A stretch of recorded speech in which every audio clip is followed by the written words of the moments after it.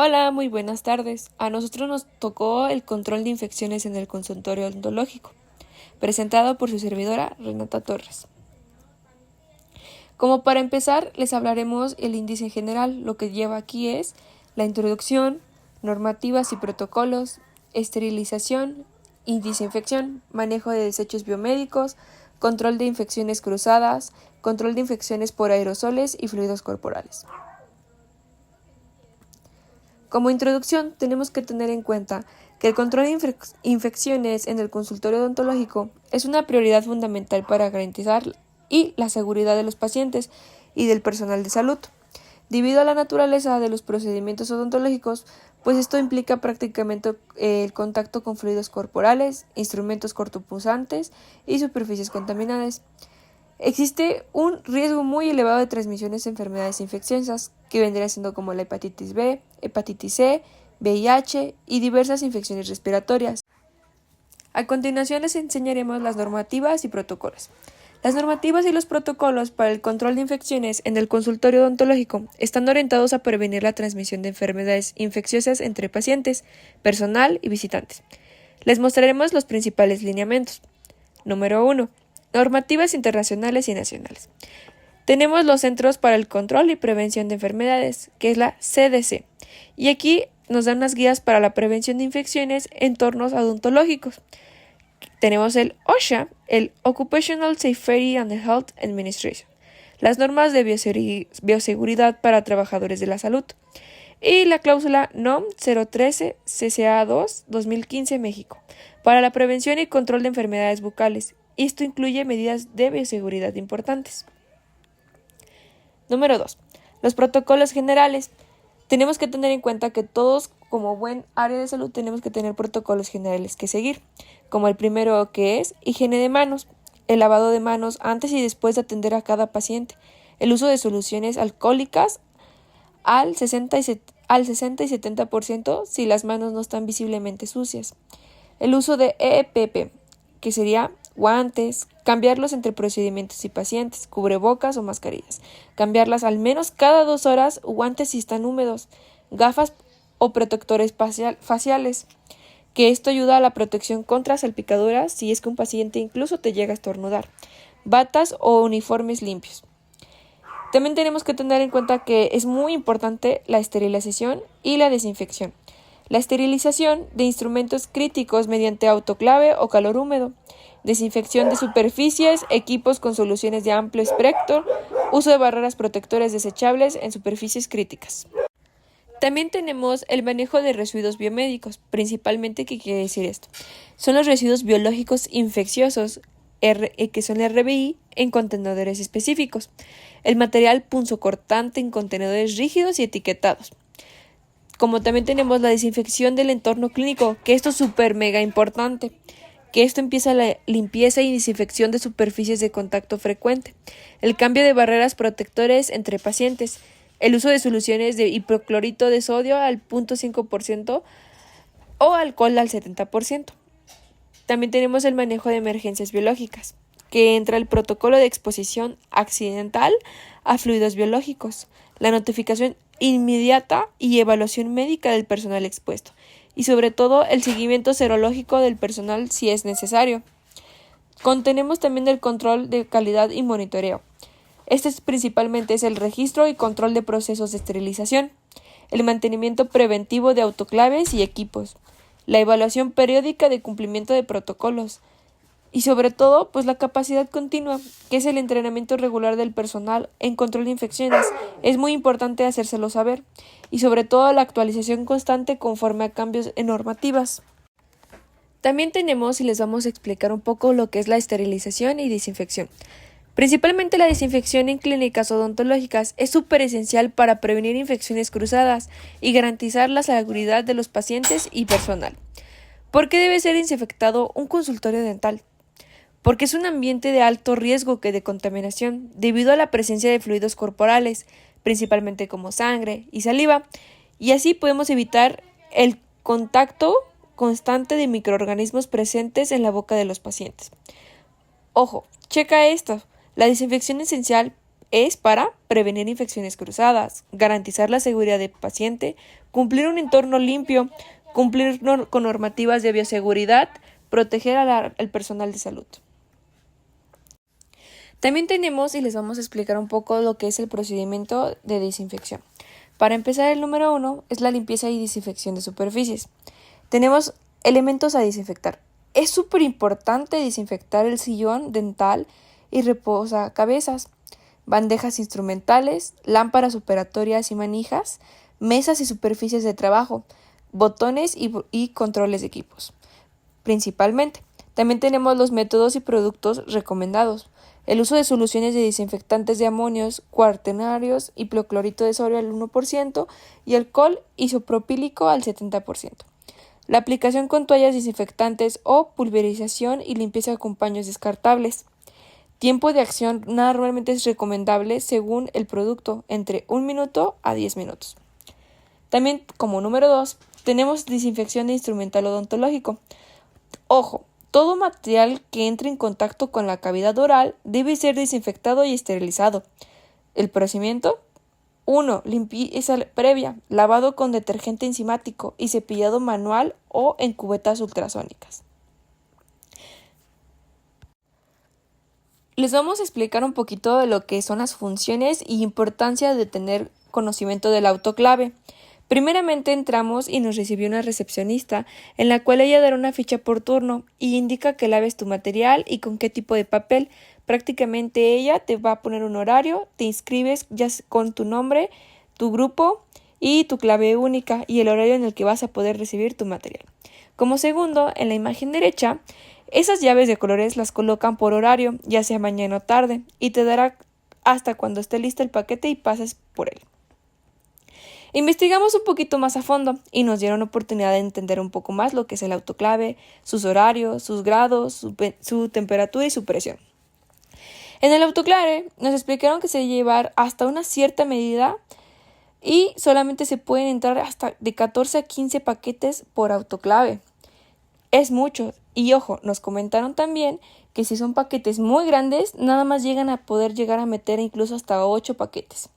En el autoclave se llega a poner de 30 a 32 de presión con una medida de 45 minutos por autoclave. Muchos autoclaves nos comentaron, que se les puede llegar a tener como un sonidito como de una campanita, en el cual pues nos indica que ya está el paquete. La medida del autoclave, como vemos en la imagen de abajo, pues justamente hay una pequeña línea que aquí se ve. Y esto es para el llenado del agua. Tenemos que tener mucho cuidado que siempre tiene que estar hasta esa rayita, ya que si no tenemos hasta esa rayita se sale el agua y pues el agua ya está muy caliente y puede llegar a tener lesiones o pues te puede llegar a quemar. También tenemos que tener en cuenta que es muy importante el enjuague y secado, ya que esto elimina los residuos con agua destilada, prácticamente a todo lo que es el manejo del instrumental. El almacenamiento en paquetes sellados hasta próximamente su uso, como lo comentábamos con el autoclave, sobre todo la esterilización, súper importante. Dependiendo del tipo de material, que en este caso es el autoclave, vapor o vapor a alta presión para el instrumento metálico, o también tenemos el horno de calor seco para instrumentos resistentes al calor. A continuación les pondremos un video de explicación del autoclave. Aquí prácticamente debemos de tener mucha atención porque la señorita nos está explicando todo lo que les explicamos resumido, pero ya más a fondo y pues sobre todo es visual. Depende de cuántos paquetes bien acomodados para que sea bien su proceso de la esterilización, no tan apretados, O sea, como separados. Ajá, holgaditos los paquetes. Ya cuando tengan los paquetes son más o menos, nosotros le metemos entre 14 y 15 paquetes. Y depende del tamaño, porque a veces vienen muy grandes.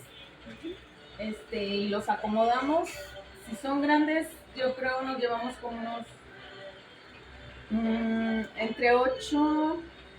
entre 6 y 7 paquetes grandes.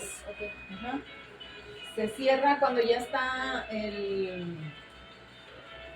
los paquetes adentro, se le pone el agua, aquí marca, está cerrado.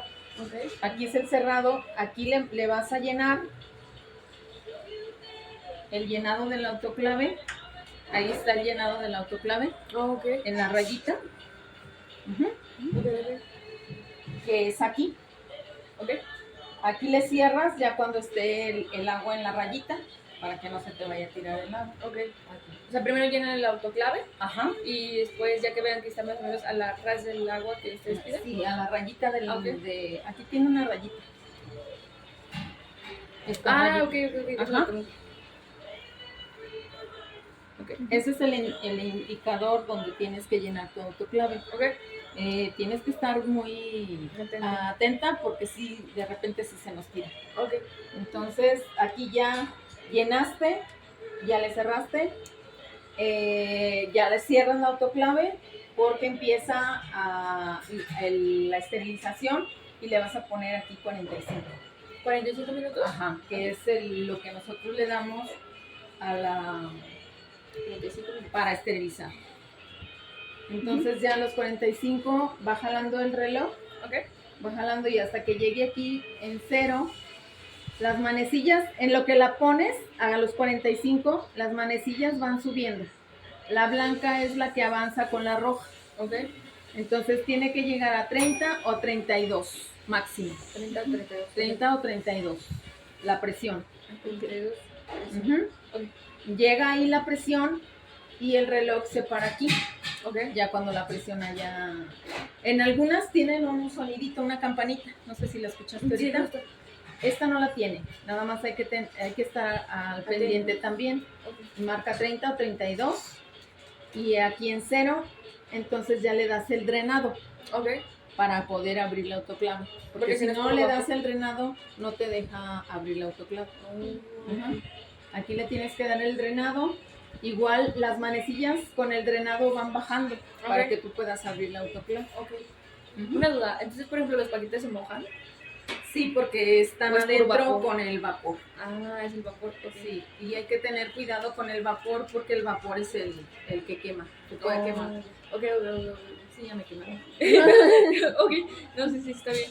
Okay. Entonces eso es como que la equivalencia para todos los autoclaves. Okay. Sí, y se tiene que, ya cuando tú le abres, que ya están las manecillas acá, que ya terminó todo el ciclo completo, puedes abrir la autoclave y le puedes poner los 45 o menos para el secado, ya cuando hayas abierto la autoclave. Okay. Muchísimas gracias. De nada. ¿Y el líquido que usas? Es que los de mantenimiento vienen y las lavan. Nosotros pues nada más ahí le damos su limpiecita. Y checamos que tengan el depósito agua. Para que no se vayan a quemar los paquetes. Muchas gracias. Sí, de nada. El manejo de desechos biológicos es el conjunto de procedimientos destinados a la recolección, clasificación, almacenamiento, transporte y tratamiento de los residuos generados en establecimientos de un área de salud. Prácticamente, esto también tenemos una clasificación de los desechos biomédicos. Número 1. Residuos infecciosos, materiales contaminados o con sangre o fluidos corporales. También tenemos los cultivos de muestras de laboratorio. Número 2. Residuos anatómicos. Son partes del cuerpo humano como órganos o tejidos. Y número 3. Residuos punzocortantes. Objetos que pueden causar heridas, transmitir infecciones como agujas, bisturís, vidrios rotos o contaminados. Ojo, súper importantísimo, no olvidemos que el uso de contenedores y bolsas de colores específicos hay para cada tipo de desecho. Tenemos que saberlos separar y distinguirlos. El rojo son los residuos biológicos e infecciosos. El amarillo son residuos químicos, especiales y farmacéuticos. El negro son residuos comunes y el blanco son materiales reciclables. Hay que saber distinguir y sobre todo qué son las control de infecciones cruzadas. Tenemos que es un conjunto de medidas preventivas diseñadas para minimizar riesgos de transmisión de infecciones entre pacientes y personal sanitario en el entorno odontológico. Estas precauciones se basan en el principio, sobre todo para tratar a todos los pacientes como potencialmente infecciosos, independientemente de su condición de salud conocida. Tenemos elementos claves de las precauciones universales y tenemos que tomarlas muy a mano. La higiene de manos antes y después de atender al paciente, súper importante. 2. El uso adecuado de equipo de protección personal, lo que ya habíamos comentado, los guantes, las mascarillas, las gafas. Número 3. La limpieza y desinfección de superficies y equipos, que es la esterilización de instrumentos médicos. Número 4. El manejo de seguros de desechos y materiales contaminados, que es la eliminación de agujas y objetos punzantes.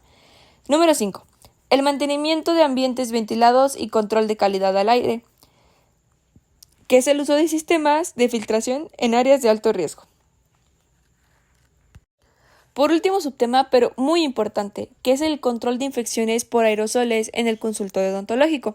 Tenemos el uso de equipos de protección, como ya lo habíamos comentado, las mascarillas N95 FFP2 para protegerse, las gafas de protección para evitar el contacto con fluidos, guantes y batas desechables. También tenemos la aspiración de aerosoles. Principalmente esto ayuda a usar sistemas de succión alta potencia para captar los aerosoles, mientras para captar los aerosoles de los trabajos. También tenemos las pantallas o barreras físicas para proteger mejor el personal. La buena ventilación.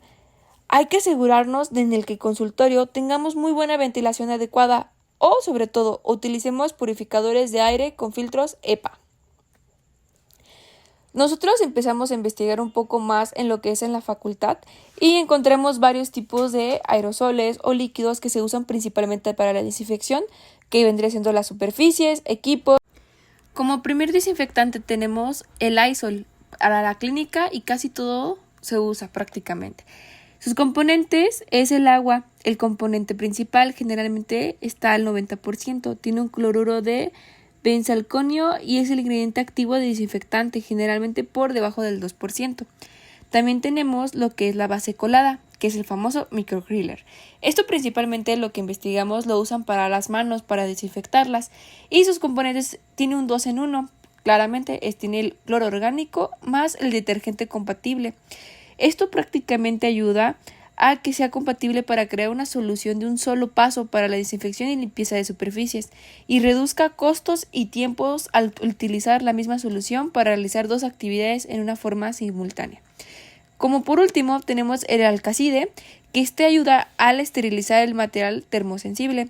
Sus componentes principalmente es un desinfectante de alto nivel que contiene glutaraldehído potencializado generalmente a un 10.5%, que incluye al 8.5% de glutaraldehído y 2% de tensioactivo catónico. Este uso de productos de limpieza es eficaces contra virus y bacterias. También tenemos que tener en cuenta que las medidas para los pacientes, pues es una mascarilla antes y después del tratamiento, y hago un enjuague bucal con antiséptico antes del tratamiento para reducir la carga bacteriana. Por último tenemos la capacitación y buenas prácticas. Hay que asegurarnos que todo el personal conozca y siga los protocolos de higiene y protección y pues sobre todo el control de infecciones por aerosoles en el consultorio odontológico. Y por último no tenemos que dejar de lado pues el uso de equipos de protección personal. Esto ha sido todo. Muchísimas gracias por su atención.